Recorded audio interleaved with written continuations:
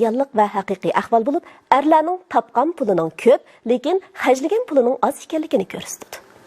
Albatta, erlar qadimdan tartib oilaning to'riga bo'lib kelgan, pul tepib oilasini qamdaydi. Lekin ko'pchilik o'ylab baqdinglarmi?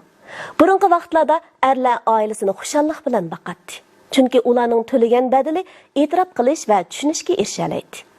Xotin balalarga texmo yaxshi turmush sharoiti yaratib berish ularning mas'uliyati va majburiyati edi. Şoň ular herip çarçysymı japa his qilmaydi. Hazırkı erler bolsa terişip işleşi, kirimi yuqori bo'lishi kerak. Öyi, mashinasi, amonat puli bo'lishi kerak. Yana sizga hamroh bo'lalishi, texi ko'yimchan, muloyim ham romantik bo'lishi kerak. Ular teximi ko'p badal to'layotadi-yu, lekin oilada e'tirof qilinish darajasi o'zliksiz to'layotadi. Chunki teximi ko'p kishilar bu badallarni mushundaq bo'lishga haqli deb qarmoqda. Şoňa erler pul tepip ailesine beqishqa mas'ul, ayollar güldek chiroyli bo'lishqa degandek sapsatda keng tarqaldi. Qanchalik ayol erining topgan pulini hajligach, uningdan qaqshavatqandi. U sirtda bir kun ishlab yerib ketganda, uyga qaytgandan keyin uyini dardiga darmon bo'ladigan panohgoh deb o'ylaydi. Ammo ayol bo'lgan bizlar turmushdagi arzimas ishlar uchun to'xtamay qaqshab so'zlab, erlarni nafas ololmas qilyapmiz.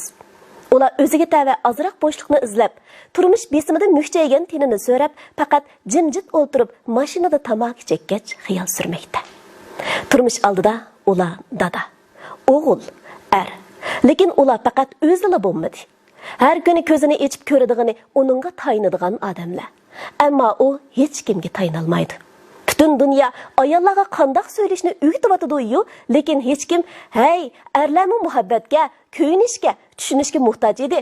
Hardingmi, charchadingmi? Kelgin, senmi birdam orom olgin" demayapti.